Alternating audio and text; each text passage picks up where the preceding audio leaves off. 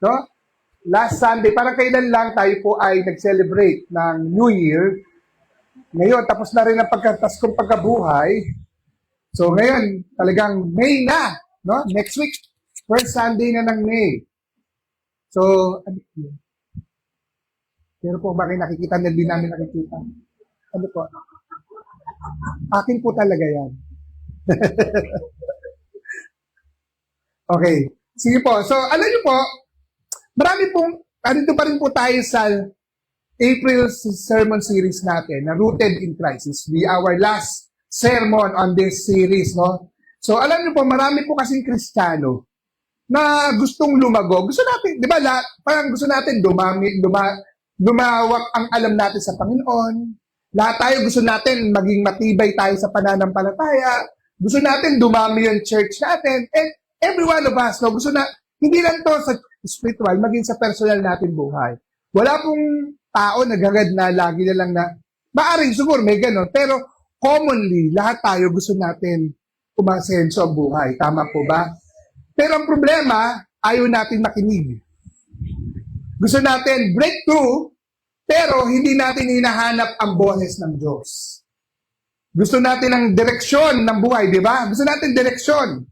Pero mas malakas yung ingay ng mundo kaysa sa tinig ng Panginoon. Real talk lang po, no?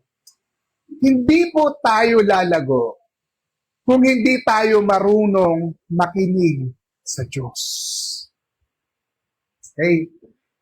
Mahirap po na umasenso ang buhay, lumago, lumawak ka, na hindi po tayo marunong makinig sa tinig ng Diyos. Kaya po ang tanong natin ngayong umaga, kailan po yung huling beses mo na narinig ang Diyos at sumunod ka kaagad? Wala nang patumpik-tumpik pa. Yes, Lord, na agad. Go na. Now na.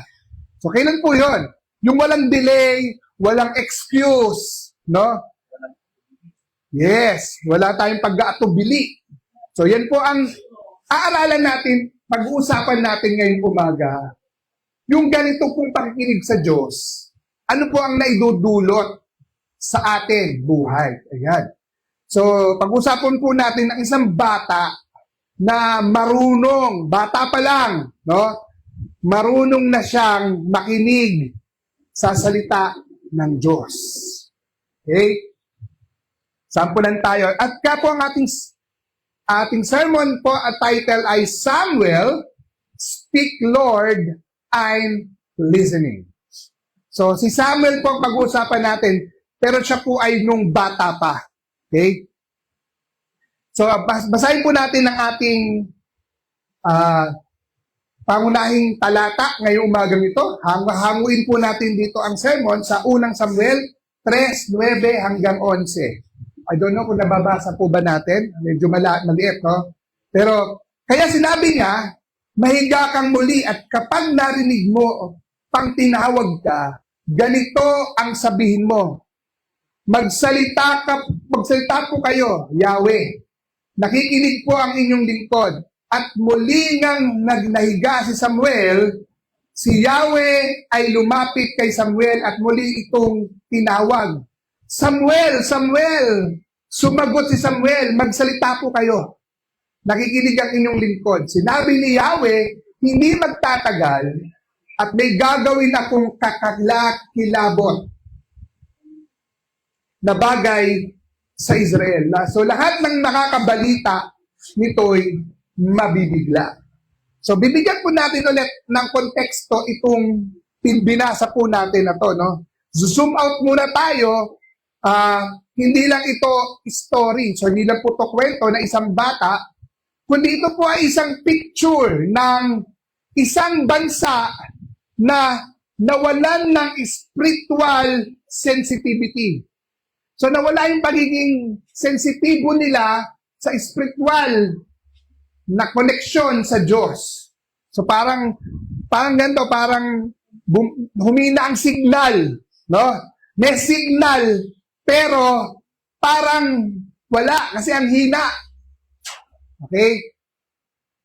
So tingnan natin po sa 1 Samuel 3 verse 1, yun po yung pinagsimulan nitong ating pong Sabi po nito, noong panahon iyon, ang batang si Samuel ay naglilingkod sa Panginoon sa ilalim po ng tagapangasiwa ni Eli. Si Eli po ay kanilang punong saserdote during that time. Yung chief high priest, no? Panahon ito, bihira ng magsalita ang Panginoon at madalang ang mga pangitain. So, yung time na to, si God, normally kasi, ang mga Israel, kinakausap, nagpapahayag siya sa mga propeta, sa mga leader. So, nagpapahayag siya kung ano yung gusto niyang sabihin, mensahe. So, nararamdaman ng mga Israelita yung Panginoon nandyan kasi nangungusap. Pero during this time, tahimik ang Diyos. Na mangusap siya napakadalang. No? So parang busy, parang gano'n nagiging na pakiramdam nila. Parang ang Panginoon hindi masyadong nagkakaroon ng mga pangitain para sa kanila. So ano po nangyari sa Israel? So nagkaroon po sila ng spiritual drought. No, yung kanilang spiritualidad, yung connection nila sa Diyos, yung kanilang connection at relationship kay Lord, natuyo. So nagkaroon ng pagtuyot ng spiritualidad nila. So bihira na kasi, bihira ng magsalita ang Panginoon. So hindi po ibig sabihin na ayaw ng Diyos na magsalita. Okay? Hindi ibig sabihin tamad ang Diyos. Hindi ibig sabihin ang Diyos parang walang gana. Hindi po ganon. Ang ibig sabihin po nito, wala na kasing nakikinig ng tama. So, di ba? Kahit po yung mga magulang, araw-arawin nyo, tapos hindi naman nakikinig. Ano, di ba? Ano ginagawa ng mga magulang? Di na lang magsasalita, bahala na kayo dyan. Tama ba ako? Am I right or wrong? Di ba? Ganun ang mga magulang. Pag, di ba, kahit lagi kang usap ng usap, paalala ng paalala, sabi ng sabi, pero di naman, parang alam mo, nagtetengang kwali, pasok dito, labas dito, parang ganun. So, siyempre, kahit ikaw, bira ka na lang kasi, di ba, ganun po ang Panginoon kasi wala nang nakikinig. So, kapag po kasi hindi pinapahalagahan ang salita ng Diyos, unti-unti po kasi nawawala yung experience o yung karanasan mo sa Diyos. So, kapag po ikaw tumatanggi, nire-reject natin, no? Naglalagay tayo ng parang, filter sa tenga natin. Ang pipiliin lang natin, yung gusto lang natin. Ang tendency po niyan, unti-unting mawawala yung karanasan mo sa Panginoon. So kapag unti-unting nawawala yung personal mong karanasan, yung personal mong parang nararamdaman ng Panginoon na kumikilos sa buhay mo, doon na po magsisimula yung panunulo, panlalamig. Naiintindihan po ba natin? Are we listening, guys? Kaya po, nagkaroon po ng leadership crisis. So, nasira po ang liderato, yung pangunguna. Kasi nga, nagkaroon sila ng parang kumbaga, yung mga parang leader o pastor, parang makasermo na lang, parang gano'n na lang, matapos lang yung every Sunday, parang gano'n po nangyayari. Makikita po natin dito sa 1 Samuel 2:12, ang anak ni Eli, si Eli po may anak, meron high priest. So pag ikaw po nasa lahi ng Levita, basta ikaw ay anak ng kayo po tagapangasiwa ng ganitong gawain para sa Panginoon. So automatic yung pag ikaw ay anak ka ng priest, ikaw rin ay nasa priesthood. So kikilalanin ka rin, ihahanda ka rin para maging tagapangasiwa o pastor. Parang nagigets mo ba natin? Parang ganun po kasi sa kanila. So, yung dalawang anak niya, no? Nagkaroon po yung mga anak niya ay masamang tao at hindi kumikilala sa Panginoon. So, bagamat nandoon yung kanilang right o yung ganun yung pagkilala na sila po ay leader sa loob ng church. Pero ang puso nila hindi konektado sa Diyos. Pwede po kasi tayo maglingkod sa loob ng church, busy, active, pero ang puso hindi connected sa Diyos. Naiintindihan po ba natin? Para kasi lahat ay parang ako ba yun? Naiintindihan, parang ako po ba? Ako ba yun? Parang gano'n yung mga mata natin. No? So, ang pangalan po, imagine niyo, ang pangalan po kasi noon ay si Hophni at Pinelas. Yun po ang pangalan. Si Pinehas at si Hophni. Leaders na dapat gumabay. Sila ay tagapanguna. Dapat silang gumagabay, pero sila pa ang dahilan kung bakit nagkakaroon ng pagkakasira sa loob ng gawain ng Diyos. So, religious position, meron silang religious position, pero walang relationship kay God. So, reality check po tayo. So, hindi po sapat na ikaw po ay tawaging leader. Hindi po ikaw ay sapat na bigyan ka ng gawain sa loob ng church. No? Kailangan po ay tunay na koneksyon sa Diyos.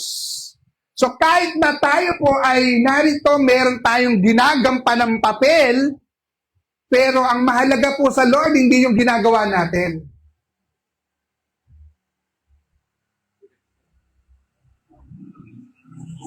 Yung puso mo ang mahalaga sa Diyos. Kaya yung dati lagi kasi wala pa yung puso. Yun ang laging sasabi. Naiintindihan po ba natin? Kasi mahirap talaga kapag nailagay sa posisyon dito, pero hindi pa talaga tunay na related sa Lord. Amen po? So parang may badge ka. Alam nyo may police, meron ka may badge ng police. O, tsapa kang ganon. Pero wala ka namang authority. Yung may tsapa ka ng pulis pero hindi ka naman tunay na pulis. Di ba? O ano mo yung tsapa mo? Di ka naman makahuli, di ka naman di ba? Di ka naman kinikilala. O. Kaya po, ganun po yung nangyayari. So, kaya po, dahil po doon, nawala po yung tinatawag nating reverence o paggalang. So, malaking factor po sa loob ng church, tayong mga leader. Tayong mga tagapanguna, tayong gumagawa sa loob ng church. So, kapag nawala ang takot sa Diyos, dahil sa korupsyon, kasi po, sila po, kaya ano po ginagawa nitong dalawang anak? Sila po yung lahat ng mga parte, no? Kinukuha po ng lahat. So hindi pa nga hinahati kasi 'di ba maghahain kasi sila ng mga tupa, baka, 'di ba? So yung mga portion hindi pa tapos ang ceremony, kinukuha na.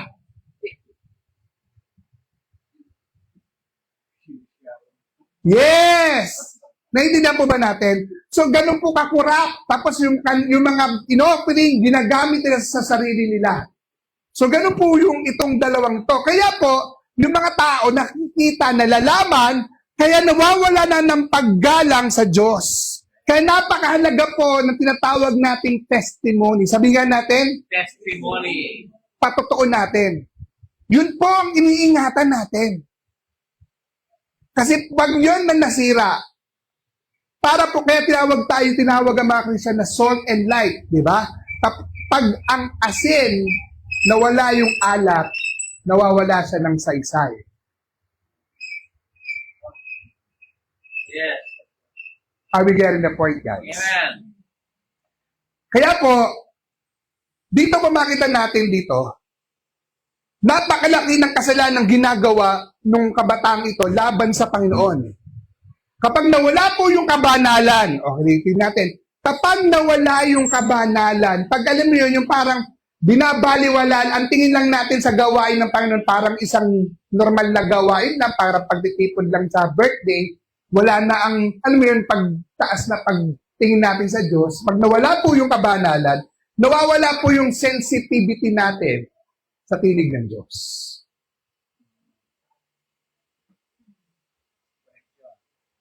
So, kagaya po sa panahon natin ngayon, i-apply natin to ngayon. Ang dami pong content na mababasa natin sa social media. Pero, kahit anong gawin, di ba? Paano mababago ang buhay? Marami nagsasabi, ganito ang gagawin nyo para umasenso. Pero gagawin nyo ganito para, naiintindihan natin, ang daming mga content, ang daming nagsasabi, pero walang conviction. Walang nakakapagbago ng buhay. Naiintindihan niyo po ako? So, ang dami nagbibigay ng inspirasyon. Di ba? Maraming inspirational speaker, influencer, motivational. Pero walang transformation. Dapat, sa dami-dami nila, dapat ang Pilipinas ngayon, ang dami ng mabubuting mamamayan. Di ba? Sa dami-dami na nagko-content na yan, araw-araw, mayat-maya. Pero bakit ang Pilipinas lugmok pa rin sa kasamaan? Naintindihan po ba natin? Hindi, dahil po ang puso, hindi konektado sa Diyos. Naintindihan natin? It's all about individual. Kaya kahit sinong presidente ang ipumon natin, hindi mababago ang Pilipinas. Kasi wala sa presidente ang pagbabago. Nasa puso ng bawat isa. Yes. Naiintindihan po ba natin? Amen. Kaya hindi po natin pwedeng iasa sa gobyerno ang tunay na pagbabago. Kasi kahit anong gawin, anong palit ng administrasyon, kung walang takot sa Diyos, walang relasyon sa Diyos, ang bawat Pilipino, mananatili pa rin tayo sa korupsyon. Can we say amen to that? Can we say amen to that? So, ang daming ingay, pero konti po nakikinig, di ba? Andiyan ang social media, mga reels, notifications, lahat may sinasabi. Tama? Pero, ang tanong, sino ang pinakikinggan natin? Kanino tayo nakikinig? That's the big question. Parang nasa crowded room ka, parang ganito. Tapos lahat nagsasabi, may mga kwento, lahat may mga, di ba? Ang ingay. Pero, may isang boses na isang mahalaga sa loob nun. Parang halimbawa, classroom to. Yung teacher dapat. Sa dami ng mga ang iingay ng bawat isa,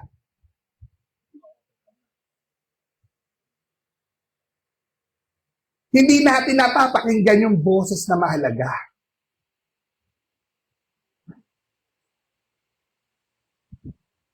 Yung boses ng taong nagmamahal sa atin.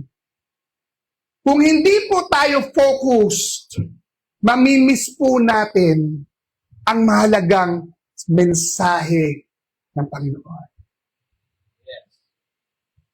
Kaya sa gitna ng spiritual dryness ng Israel, may isang batang handang makinig. At doon po nagsimula ang pagbabago. Hindi po dahil sa marami, kundi sa isang taong marunong makinig. Kaya ano po nakuha natin doon sa introduction na yon?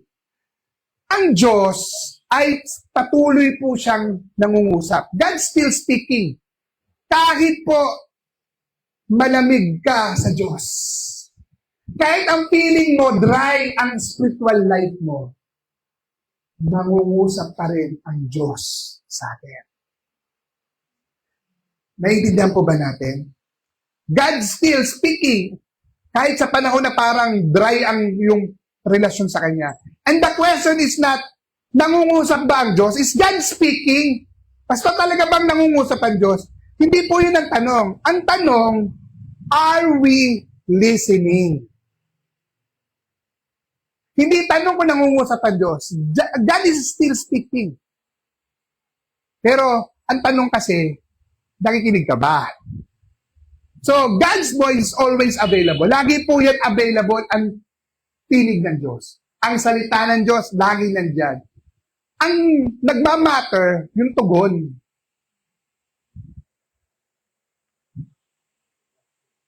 Yung response mo dun sa sinasabi ng Diyos, yun ang nagmamatter.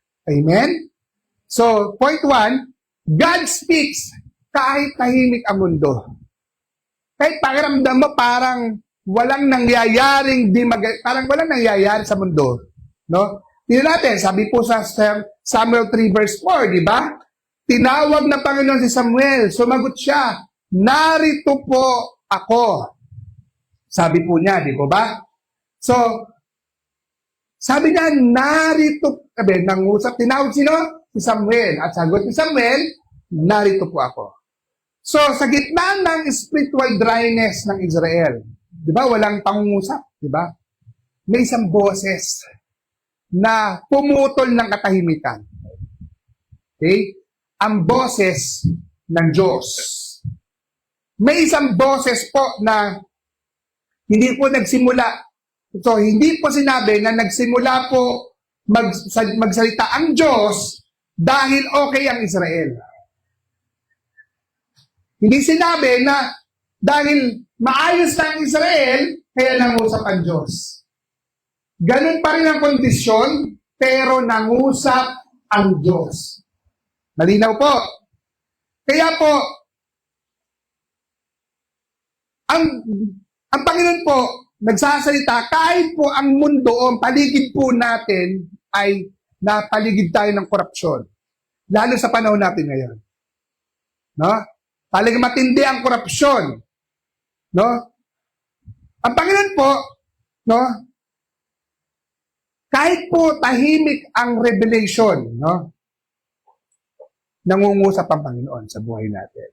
So, ang insight na makita natin dito, ang tinig po ng Diyos ay hindi nakadepende sa kondisyon ng kultura ng tao. So kahit narito tayo na ang gulo-gulo ng Pilipinas, punong-puno ng korupsyon, ang dami kabi-kabila ang mga asunto sa bawat isa, kahit ganito po, ang Diyos po ay patuloy pa rin nangungusap at ang tinig po ng Diyos ay nandyan pa rin. Amen po ba doon? So kahit madilim ang paligid natin, kaya pa rin mangusap ng Diyos. So bigyan ko po kayo ng emphasis, no? Hindi po tahimik ang Diyos. At totoo noon, busy lang tayo.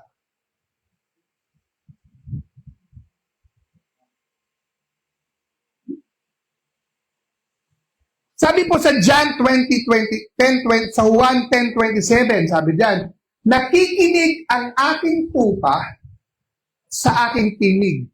Kilala ko sila at sumusunod sila sa akin. Ano po ibig sabihin nito? May boses ang Diyos. Okay? Ang Diyos, may boses. May paraan siya para mangusap, magsalita sa bawat isa sa atin. Ang Diyos po, kanya-kanya po kasi siyang paraan paano tayo kinakausap. Hindi pare-pareho. Depende, ang paraan ng Panginoon paano tayo kausapin, depende sa Kanya kung ang paraan paano tayo kausapin. Iba't ibang paraan. Pero nangungusap ang Diyos, bawat isa sa atin. Amen po ba doon? Nakiniwala po ba kayo doon? So, ang problema lang po, hindi po hearing aid para marinig natin. Hindi po yon. Kundi, yung puso mo na naka-align sa Kanya. Kapag ang puso mo hindi nakaayon sa gusto ng Diyos, sa plano ng Diyos, ayon sa disenyo ng Diyos, hindi talaga mo maririnig. Kasi, ang sinasabi na kontra sa gusto mo. So, nare-reject mo. Yes. Nag-auto shut off. Pag hindi, parang hindi ka tanggap-tanggap sa'yo, auto-reject.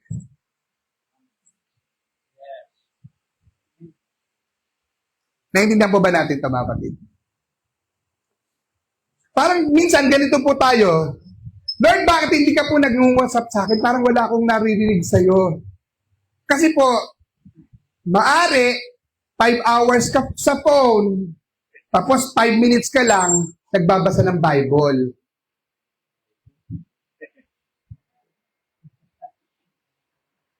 Mas mahaba yung oras sa pagbabasa ng mga notification. Pagtingin-tingin ng mga nasa yellow basket.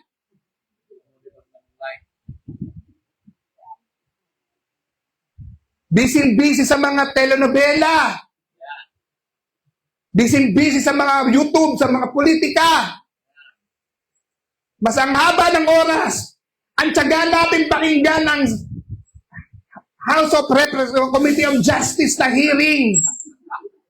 Maghapon. Talagang tutok na tutok. Pero ang Bible, baka wala pang 5 minutes. Baka nalimutan pa.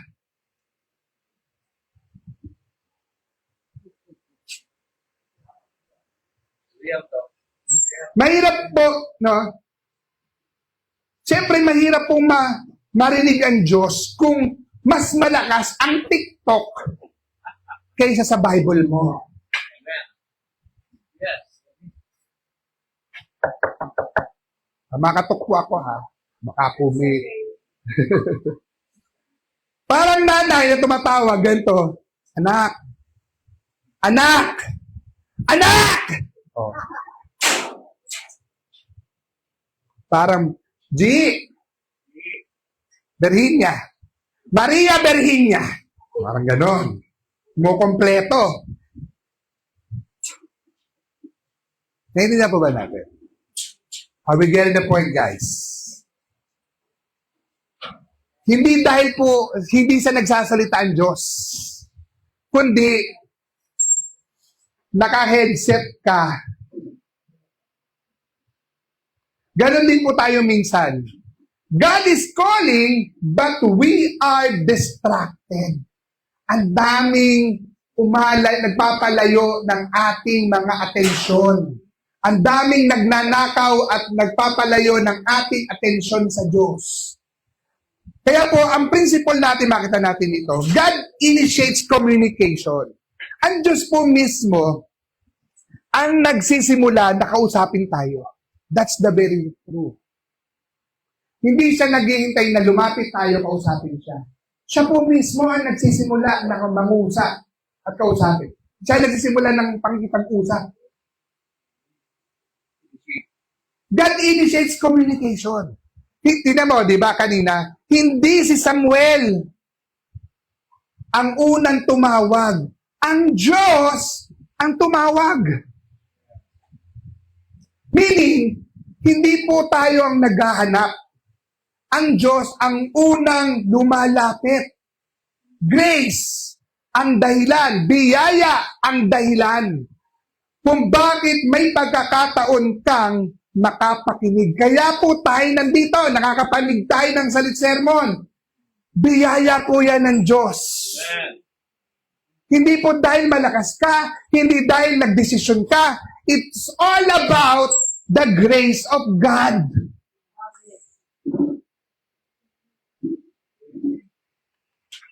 Kaya hindi po natin pwede pag malaki, pastor, namatid na ako. Hindi po. This is a privilege. Sabi nga natin, Privilege. pribilehiyo ito. Kung gusto niyo pong marinig ang Diyos, kailangan po lumikha tayo ng quiet space, yung tahimik, yung walang distraction. Magbabasa ka ng Bible, pero andyan yung phone mo. Pag merong, sandali. Basa ulit. Ay, may nag-like. Yeah, end of part. Ilan na? Di ba? Ilan na? Share. Paano mo mapapakinggan? kung may mga bagay sa paligid natin na magpapaalis ng atensyon natin sa Diyos. Hindi mo maintindihan. Sasabihin natin, pastor, ang hirap pagbasa ng Bible. Hindi ko maintindihan. Bible. Tama. Tama naman. Amen. Kaya ako sabi ko sa inyo, kung kayo po hindi pa sanay mag-devotion, huwag po kayo magbasa ng Bible sa cellphone. Kasi habang kayo nagbabasa, biglang tatawa ka. Kasi hindi ka nababalik. Kasi na-distract na.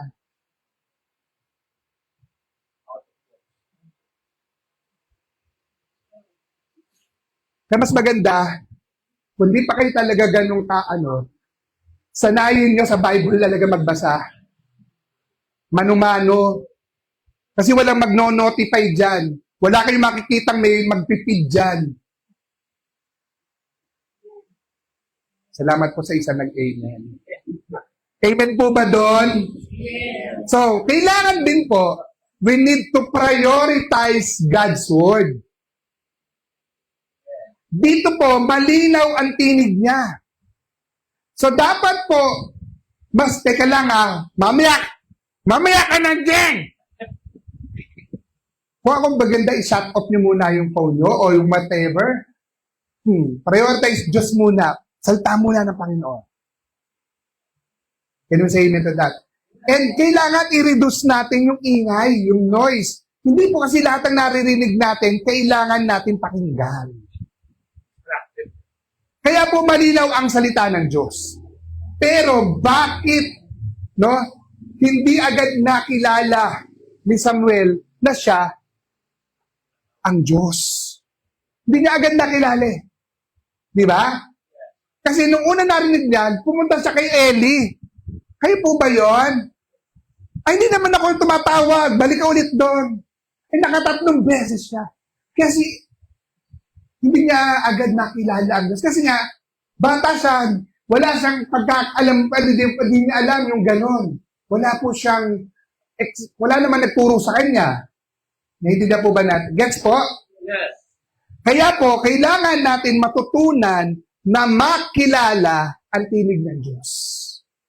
Okay. Kaya, yan ang point number 2. We need training to recognize God's voice. Kaya kailangan ng bawat isa na masanay. So, kailangan po, kaya may training, kaya nga po kayo po, tinuturuan natin ng SOAP. Tinuruan mag-observe, tinuruan paano mag-apply, tinuruan paano mag-ipag-prepare. Those are training. Pagsasanay. Kaya nga po tayo, sinama natin yan sa ating collab. Dapat yung mga SOAP isi-share. Kasi nga, para masanay tayo, paano makilala ang tinig ng Diyos. Naiintindihan ko ba? Yes. It makes sense now. Kaya tinan niyo po sa 1 Samuel 3, verse 7, hindi pa kilala ni Samuel ang Panginoon at hindi pa niya naririnig ang salita nito. So kaya po tayo, it's very acceptable, lalo na sa ating pong church, marami sa atin na talagang baguhan sa pananampalatayang ito. Amen. Hindi pa talaga tayo ganoon ka bihasa sa pakikinig. Kagaya ni Samuel. Naiintindihan po ba natin? Amen. Amen. 3 beses ka tinawag ni Samuel 3 beses din siyang nagkamali. Nakala niya ito ay si Eli. Hindi po Bendy ang apelido. Ibig sabihin, naririnig niya ang tunog. Okay? Pero hindi niya kilala ang pinanggagalingan. Hearing, ang pagkikinig, hindi po kapareho ng recognition. Ulitin natin. Ang pakikinig ay hindi kapareho ng pagkilala ng tinig. Yun dapat tayo matutunan to recognize. Kasi di ba, mayroong mga may sinasabi ang sarili mo sa sarili mo. May sinasabi ang kaaway sa'yo. May sinasabi yung mga nasa paligid mo. At may sinasabi ang Diyos.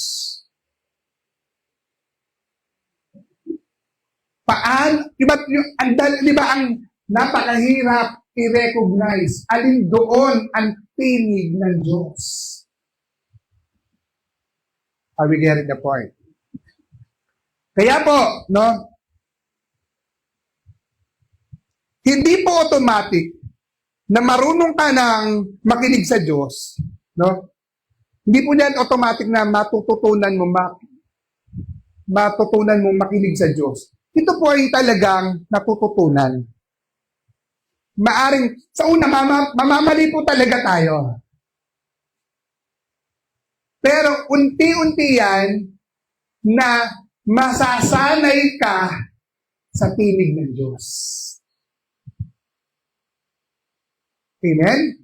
Unti-unti po yan.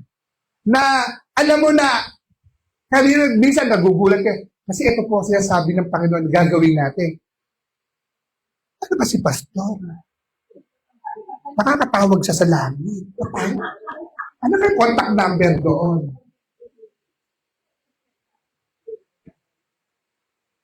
Kasi po, hindi po yan agad sa akin. Nagpo-proseso siya. Nakakuha niyo po ako. Yes. Kasi yung ating pong tenga, meron po tayong tinatawag na spiritual ear. Ang tawag? Hawakan niyo yung tenga niyo. Sige, hawakan niyo. Sige, ganyan niyo. Di ba nararamdaman niyo? Ito ang tawag na ito, physical ear. Physical yan. Pero, meron tayong tinatawag na spiritual ear, hindi mo nahawakan. Kung tanging ang pananampalataya mo ang makakaramdam at makakinig. Kaya po ang pananampalataya, yun ang pinapalalim. Naintindihan ko? Yan! Yes. Kaya tingnan natin, no? Kaya, sabi po sa Romans 10, verse 17, basahin niyo sa Roma 10:17, sabi doon, kaya ang pananampalataya ay bunga ng ano? Nagmumula po daw saan? Sa pakikinig. So kaya tayo nagkaroon ng pananampalataya sa Diyos dahil nakapakinig ka. May nagbahagi sa'yo. Meron kang narinig na salita ng Diyos. May nag-share sa'yo. Kaya nagbunga ang pananampalataya mo sa Diyos. Kaya sa pakikinig natin, kaya nga sabi ko sa inyo, yung mga taong ayaw maniwala kay Jesus, bahaginan nyo lang ng bahaginan. Kasi sa kanilang pakikinig, magbubunga, doon manggagaling ang alin? Pananampalataya. At ang pananampalataya, sabi po, ang pakikinig naman, saan nanggagaling? Magmumula po yan sa pamamagitan ng salita ng Diyos. So, makinig. Pastor says, kahit anong kwento sa kanila, no? Hindi magbubunga ang pananampalataya kung ang hindi mo kinikwento si Jesus. Naiintindihan po ba ako? Yes. Yes. Magbubunga ang pananampalataya sa pamamagitan, nagmumula saan? Pakikinig. At ang pakikinig, dapat ang pakikinig nila, dapat ay ang salita ng Diyos. Naiintindihan po ba ako? Are we getting the point, guys?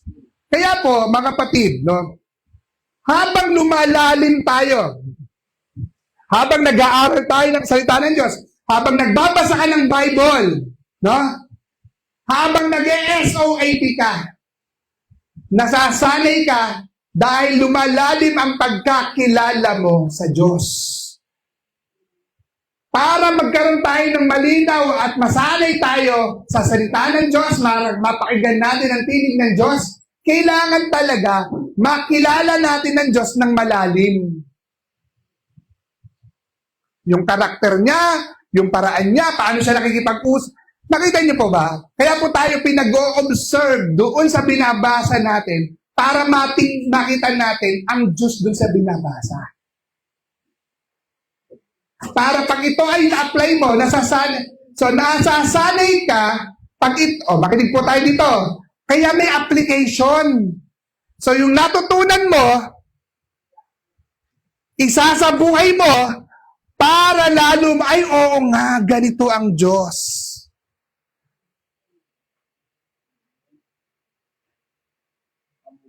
Naiintindihan po? We get the point. Kaya po kailangan natin, doon po yung nasasanay.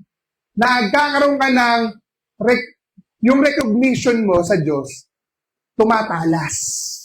Okay. Malalim. Kaya po, ang isa pong paraan pa ay tinatawag nating mentorship. Kaya may early factor eh. Di ba? Sabi sa 1 Samuel chapter 3 verse 9, sabi ni Eli kay Samuel, so kapag napansin ni Eli, aba nga ang Diyos. Kaya alam niya si Samuel, hindi pa niya alam paano nga pumausap ang Diyos, paano magsalita. Kaya sinabi ni Eli sa kanya, kapag tinawag ka niya, sabihin mo, magsalita po kayo, Panginoon, nakikinig ang inyong lingkod. So, minentoran niya, tinuruan niya, binigyan niya ng template.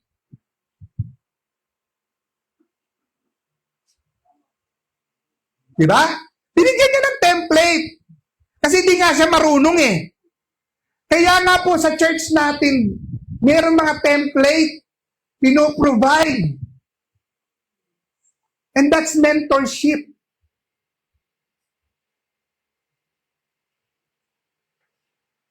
Kaya yung mga binibigay natin mga template na yan po yung magiging gabay ninyo para po kayo masanay matuto. Hindi yan binibigay para lang, wala, sabi, gawin daw ganito. Parang mechanical.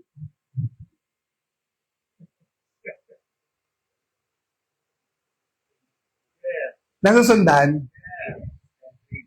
Template yan. Binigyan ng template, di ba? Kaya, God uses people to help you to recognize His voice. Kaya nga tayo, yung mga leader, dinidisciple ni pastor, para sila makakapag-disciple din sa mga leader din. Para yung mga inaabot nyo din, magagabay. Nakuha nyo pa ako? Kaya po ganun ang disenyo ng church natin. Kasi meron din, noon pa man, may mentorship na system. Kaya, pag wala po yun, hindi talaga matututo. Wala talagang shortcut.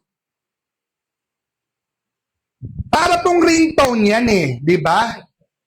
Kapag po may isang number na wala sa contact nyo, nakalagay, caller, unknown caller, di ba? Tama? Unknown. Kasi, di mo alam kung sino, di ba? Pero kapag yan, mama mo, papa mo, nakasave yun sa phone mo, sa contact mo. So, kahit vibration pa lang, alam mo na agad, ay, si mama. Ganon din po sa Diyos. Kapag familiar ka sa Diyos, kahit subtle, alam mo yun, disimulado ang pangungusap niya, parang hindi direktang nangungusap. Alam mo.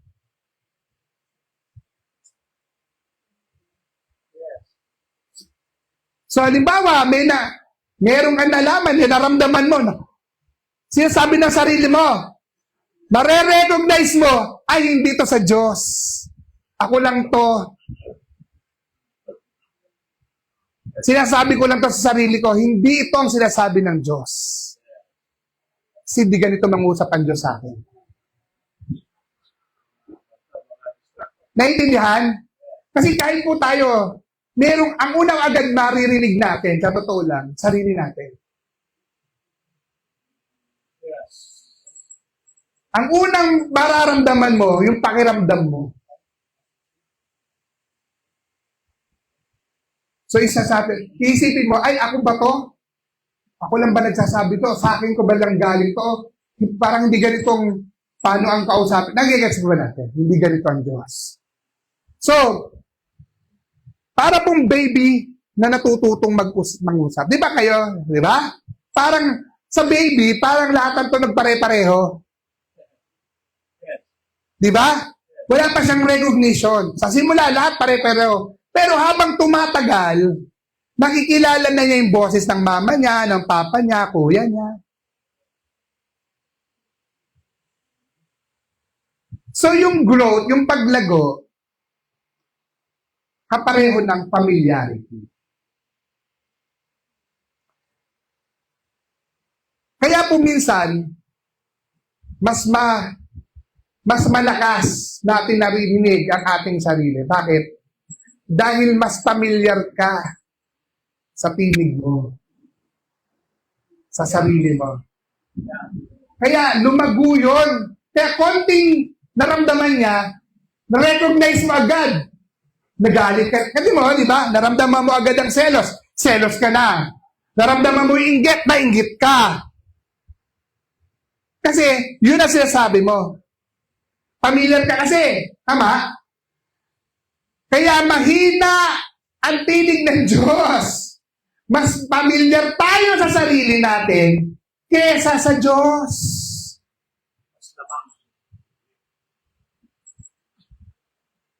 Naiintindihan pa ba? Kaya kung pag hindi tayo nananalangin, hindi tayo nagbabasa ng Bible, tapos paminsan-minsan ka lang atin. Sa atin pa tayo, selective pa, pag ayaw natin pakinggan, pag magandang blessing, nagigets. Naiintindihan mo ba natin? So meron tayong, naiintindihan mo ba? So hindi tayo nagiging pamilyar sa tinig ng Diyos. Kaya mas mapapakinggan natin ang ating sarili kaysa sa Diyos. Naiintindihan po ba? Parang wala na po, parang ayaw na. Kaya mas akala natin, boses ng Diyos. Di ba? Minsan na magkakamali tayo, akala natin, boses ng Diyos. Yung pala, emosyon lang natin. Yung pala, pressure ka lang. Yung pala, sarili lang nating kagustuhan. Kaya kailangan po natin ng salita ng Diyos. Yan ang una. Kailangan po, ang pamantayan natin, mga kapatid, pamantayan natin sa buhay ang salita ng Diyos, ang Bible. Kaya pag hindi ito, pag ito'y kontra sa Bible, hindi ito sinasabi ng Diyos. Yes. Can you say amen to that? Yes. So kapag hindi po ito ang sinasabi ng Bible, ibig sabihin nun, hindi ito sa Diyos. So yan ang unang pamantayan natin. Ang pamantayan natin ay ang salita ng Diyos. Okay? Kasi nare-reveal po doon na pag nagbabasa kayo dito, nahayag doon ang katangian ng Diyos, ang paraan ng Diyos, ang gusto ng Diyos, ang kalooban ng Diyos. Kaya nagko-connect siya sa atin at nagagabayan tayo. Tama? So nagagabayan tayo nito. Pangalawa, bukod sa salita ng Diyos, kailangan din natin ng mga payo ng mga Diyos. Kaya nga po, no? Pag may mga problema, may mga issues, concern, ang best po ninyong kakausapin, yung po mga leader ninyo. Yes. Yung mga leader na yan, pag hindi po yan nila makusolve, iakyat po yan kay pastor.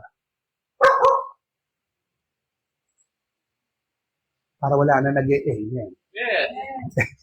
Ganun po yun. Para nagagabayan. Naiintindihan po ba na? Kasi po, dahil syempre, may mga bagay na di pa sanay lahat eh. Tama, kahit yung mga leader, di pa nga sanay mag-counsel, di ba? O, kaya, wag po kayo kasi pastor, nahihiya kami magsabi sa inyo. Paano kayo magagabayan? Yes. Paano kayo magagabayan na paano makinig sa salita ng Diyos? Amen? Yes. And syempre, ang banal na Espiritu. The Holy Spirit gives discernment. So, alam mo yun, kapag kaya kailangan, araw-araw, nagpapapuno tayo ng Espiritu ng Diyos. Hinahayaan natin na hindi ang ating laman o kagustuhan ang mangibabaw, kundi mangibabaw sa atin ang gabay ng Espiritu Santo. Yes. Paano tayo magagabayan? So, kailangan lang magbabad sa presensya ng Diyos. Amen.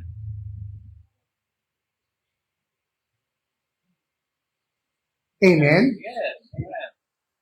Para makilala mo ang boses ng Diyos, ito po ang tatlong gagawin natin. Una, manatili tayo sa salita ng Diyos, sa Scripture, sa Bible, daily. Dito mo makikilala ang tono, ang karakter, at puso ng Diyos. Pangalawa, kailangan tayo mag-seek ng spiritual guidance. Huwag po tayo maging soloista. Totoo to. Kapag may mga issues of the heart tayo, huwag nating kinikinig. Huwag nating solohin.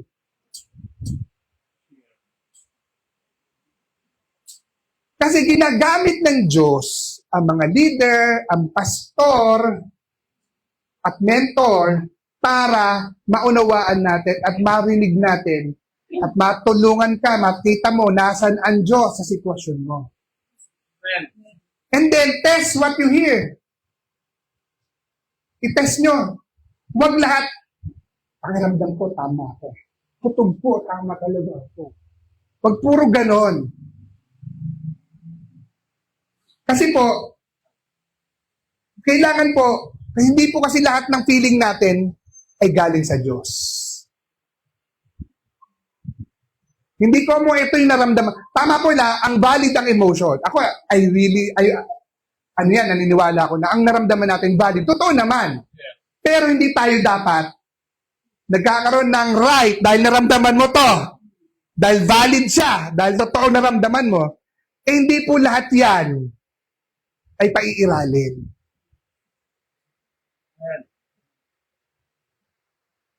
Naiintindihan? Kailangan po yun ma-manage. Naiintindihan po ba natin? Minamanage siya. Para kasi, kung yung naramdaman mo, hindi naman yan sa Diyos. Di ba? So, itinanim ng kaaway sa atin o ng sarili natin, nalayo tayo sa pananaw sa Panginoon, mababalik tayo ulit. Kaya kung gusto po marinig natin ng Diyos ng malinaw, kilalanin po natin ng Diyos ng malalim. Kaya ngayon, natuto na si Samuel kung paano makilala ang boses niya. Pero may next level pa. Okay? Hindi sapat na makilala mo ang boses niya. Kailangan marunong tayong sumagot ng tama. So point 3, growth begins with surrendered listening. Sabi sa 1 Samuel 3, 9 and 10, sabi ito, kapag tinawag ka niya, sabihin mo, magsalita po kayo, Panginoon. Nakikinig ang inyong lingkod. Verse 10, sumagot si Samuel, magsalita po kayo, Panginoon, nakikinig po ang inyong lingkod. Dito nag-shift yung story. So, hindi lang po narinig ni Samuel ang boses ng Diyos. Tinanggap niya. Okay? Tinanggap niya ang position niya, no? Hindi niya sinabi, Lord, wait lang. Hindi sinabi niya, Lord, busy pa ako. Hindi niya ang sinabi po niya, nakikinig ang inyong lingkod. O O, yung nagkaroon na siya ng identity shift. Dati bata lang, ngayon, hindi na siya basta listener, di ba? Hindi na siya nakikinig. Siya ay naging lingkod. So, hindi po lahat ng nakikinig ay sumusunod. Pero ang tunay na paglago o growth, nagsisimula yan sa sukong puso na nakasuko sa Diyos. Sabi po sa Santiago 1:22, mamuhay kayo ayon sa salita ng Diyos. Kung ito'y pinakikinggan lamang ninyo at hindi ito isinasagawa, dinadaya ninyo ang inyong sarili. Minsan, ganito po tayo, no? Lord, speak to me. Mangusap po kayo sa akin, Lord. Tapos, nung nagsalita na si Lord, Lord, pwede ba ibang message naman? Hindi ba naman? Iba na lang. Iba na lang sana sabihin mo. No? Parang gano'n. So, para pong GPS, ano yung GPS? Diba, Waze, di ba? Pag nagwe-Waze po kayo, pag sinabi ng Waze, turn left on the 360 miles, turn left. On the 300 meters, turn right. Eh, kaso ayaw mo. Di ba? Hindi mo sinunod. So, ano mangyayari? Mag-recalculate siya. Hahanap siya ulit ng daan. Paano? Nag-gets mo ba? Nag-recalculate. Hanggat hindi ka sumusunod, nag-recalculate. Yes. Tama? Ganon din po ang buhay natin. Kapag hindi tayo sumunod, paulit-ulit po ang lesson. Kaya, dyan palagi, at dyan palagi, at yan palagi, ang nagiging issue natin, possible, hindi natin natututunan pang sumunod.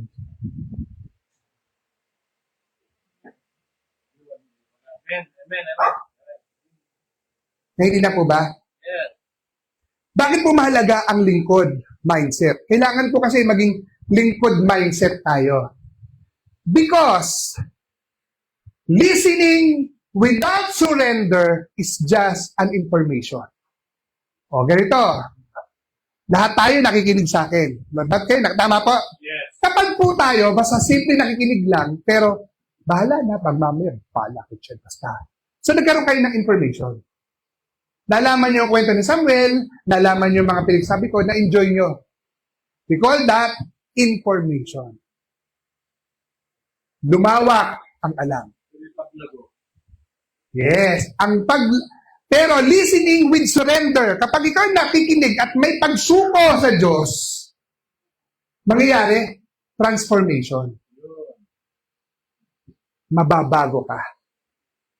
So dito pumapasok ang Holy Spirit. Kapag ikaw ay narito, nakikinig, nakasuko sa Diyos, ano man ang marinig natin, hinahayaan natin sa buhay natin, hinahayaan natin kumilos ang Diyos sa puso natin, at nagpapaayos tayo sa Diyos. No? Ang Banal na Espiritu, bibigyan tayo ng conviction. Pag-uusig. Uusigin ka.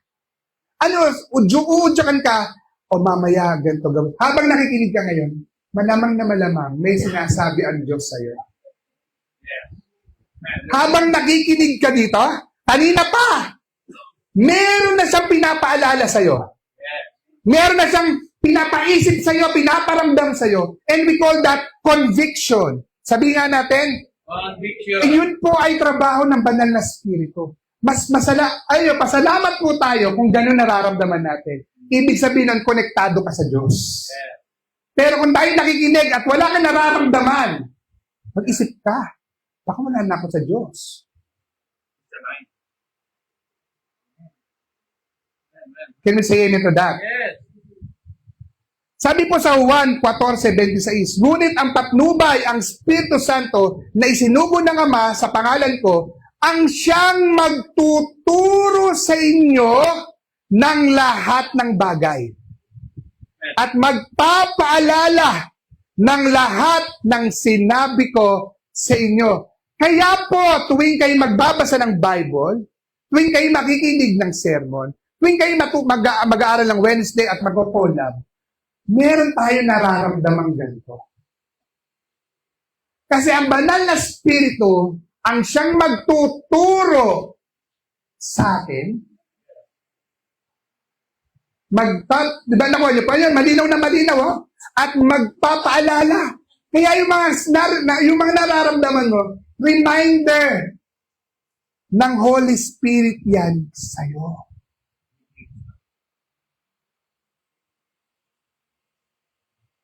Can we say amen to that? Yes.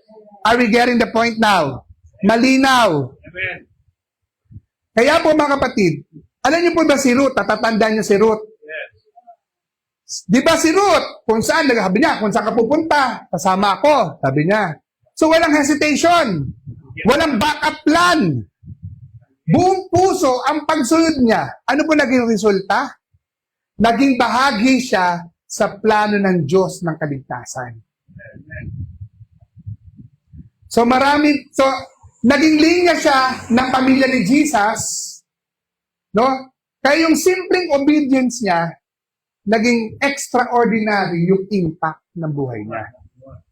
So maraming Kristiyano, nakikinig, nagno-notes pa, nag-amen, pero hindi sumusunod. Kaya walang growth. Pubusin na po ulit ako. So para magkaroon tayo ng surrendered listening, say yes before the details. Okay? Mag-yes ka muna bago yung mga detalye. Lord, kahit po di ko pa alam, yes na ako. Kahit di ko alam kung paano ko gagawin yan, yes na po agad. Respond immediately. Huwag po natin i-delay yun, saka na lang. Delayed obedience is still disobedience. Trust God's heart. Kung mahirap, alam mong mabuti siya. Pagtiwalaan natin ang puso ng Diyos. Hindi ka lalago dahil marami ka pong alam. Lalago ka kapag sumunod ka sa naririnig mo kahit hindi mo pa alam. Yes. Amen. Amen. Ngayon, natutunan na po na ni Samuel makinig at sumagot. Pero may isa pong reality. Hindi lahat ng ipinapagawa ng Diyos ay madali. Sa last point, obedience is costly. Tunay po na napakahirap ang pagsunod. Pero very powerful. Oh. 1 Samuel 3:11 tsaka 17 to 18. Sabi po ni Yahweh, hindi magtatagal at may gagawin akong kakilakilabot na bagay sa Israel. Lahat ng makakabalita nito'y mabibigla. Verse 17, talon tayo. Sinabi ni Eli, ano sinabi sa'yo ni Yahweh? Huwag ka nang maglihim sa akin, mabigat ang parusang ibibigay sa'yo ni Yahweh. Kapag hindi mo sinabi sa akin ang lahat ng sinasabi niya sa'yo. Kaya pinagtapat ni Samuel ang lahat kay Eli. Wala siyang inilihim dito pagkatapos sinabi ni Eli, iyon ang nakagustuhan ni Yahweh, mangyari nawa ang ayon sa kanyang kalooban. Kasi ganito po yun.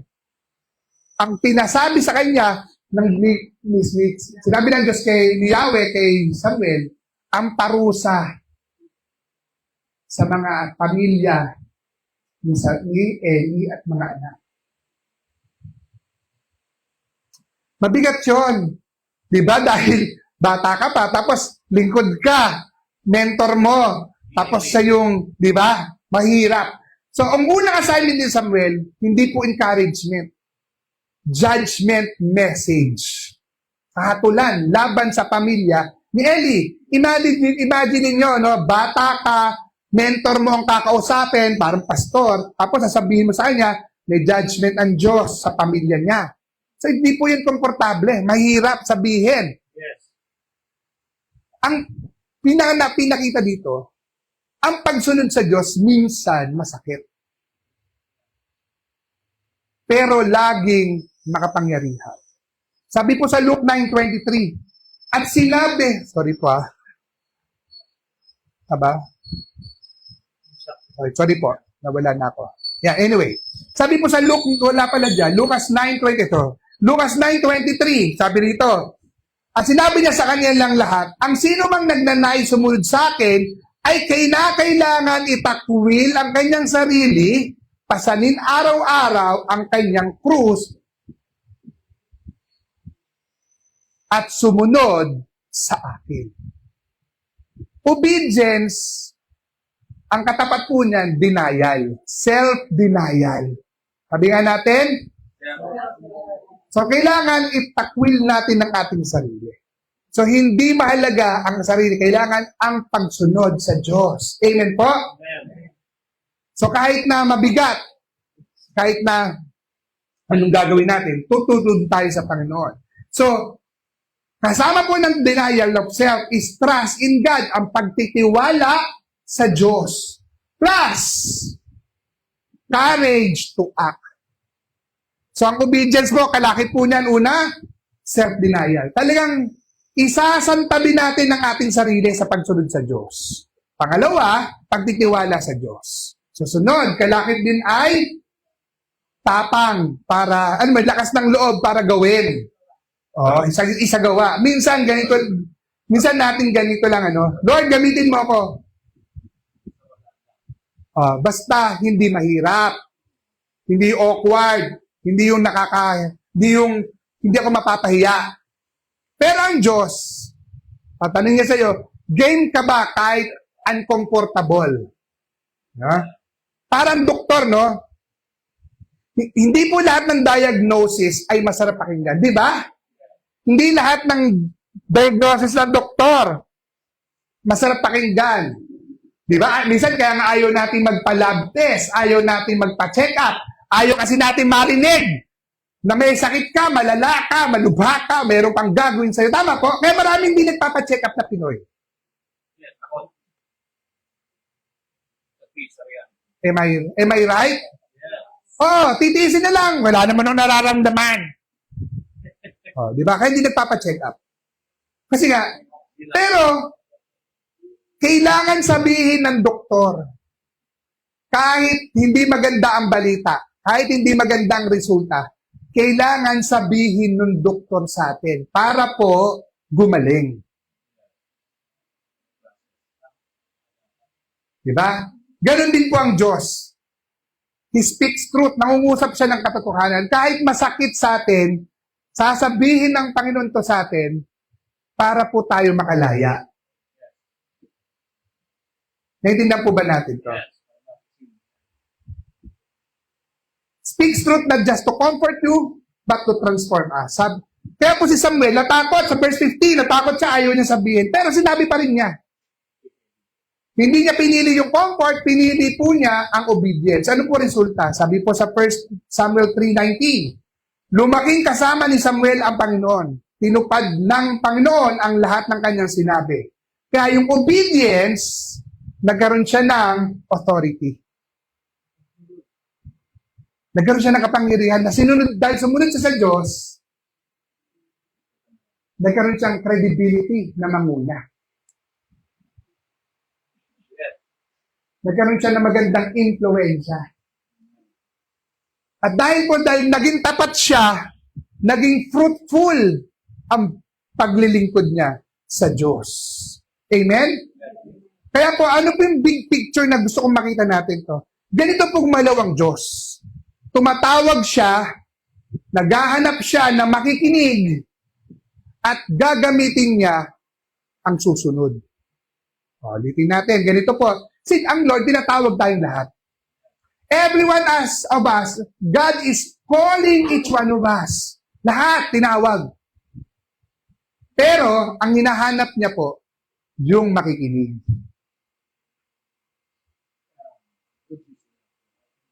Yung makikinig sa Kanya. At, hindi lang po makikinig. Siyempre, sa lahat na nakikinig, ang next titingnan niya, ay check niya, yung gagamitin niya, yung willing sumunod. Kung gusto niyong gamitin ng Diyos, gusto niyong maging kagamit-gamit para sa Panginoon, we need to be able to obey what God is telling us to do. Can you say amen to that? Kaya po mga kapatid, mula kay Samuel, alam niyo, pag binasa niyo po yung mula po kay Samuel, dyan po nagsimula ang mga prophet. Kasi judges muna, hukom muna, di ba? Tama? Si Samuel ang unang propeta. So from Samuel, nagkaroon ng prophets. Then prophets, hanggang kay Jesus. Now, Jesus, hanggang nagkaroon ng church. Ngayon, ang susunod ay ikaw. Tayo ang next in line.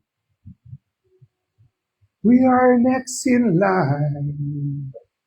Amen? Can you say amen to that? Kaya kung pipiliin mo ang comfort over obedience, mamimiss niyo po ang purpose ni Lord sa buhay natin. Pero kung pipiliin niyo ang obedience, mararanasan nyo ang power ng Diyos. Kaya po, ito po yung gusto ko pong gawin nating application. Kapag sinabi ng Diyos, do it even if it's hard. Gawin natin kahit mahirap. Speak truth with humility. Magsalita tayo ng totoo, pero may pagkakumbabaan. Trust. Kung ano man ang magiging resulta ng pagsunod natin, ipagkatiwala sa Diyos. Ang obedience, hindi lang po laging madali, pero laging itong may bunga. Pasig. May bunga, Pasig City. Okay? Kaya malinaw, nagsasalita ang Diyos. Kailangan natin matutong makinig. Kailangan natin sumuko sa Kanya. At sa dulo, kailangan nating sumunod kahit mahirap. Mga kapatid, balikan natin sa panahon ng tahimik ang Israel. May isang batang nakinig. Sa mundo na puno ng ingay, may pusong nagsasabi, "Speak, Lord, I'm listening." Kaya God speaks, hindi po siya tumatahimik. And we need training. Natututunan mong kilalanin ang boses ng Diyos. O surrendered listening. Hindi lang po basta nakikinig. Kailangan sumusunod. And obedience is costly. Pero dito lumalabas ang power ng Diyos. Tanong lang, kailan huling beses na nagsalita sa iyo ang Diyos? Pero hindi mo sinunod. O baka naman hindi mo siya narinig dahil mas malakas ang iyong boses.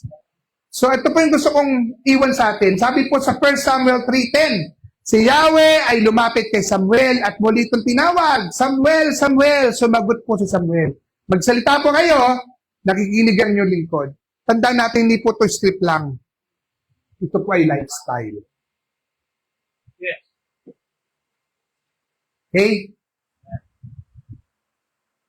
Ayoko nang, alam niyo po yung, kung totoo po tayo ngayon, sabi mo sa puso mo, "Lord, gusto kitang marinig ulit. Ayoko ng ingay, ayoko ng gusto ko. Hindi lang ako makikinig. Lord, susunod ako." Panginoon, maraming beses nagsalita ka, pero hindi kami nakinig. Patawarin mo kami. Ngayon, pinipilit namin buksan ang aming puso. Turuan mo kaming makilala ka, ang iyong tinig. Bigyan mo kami ng lakas, sumunod kahit mahirap. Banal na Espiritu, manguna ka sa buhay namin. Gamitin mo kami para sa iyong layunin. In Jesus' name, Amen. amen and amen. God bless us all. So para po sa announcement,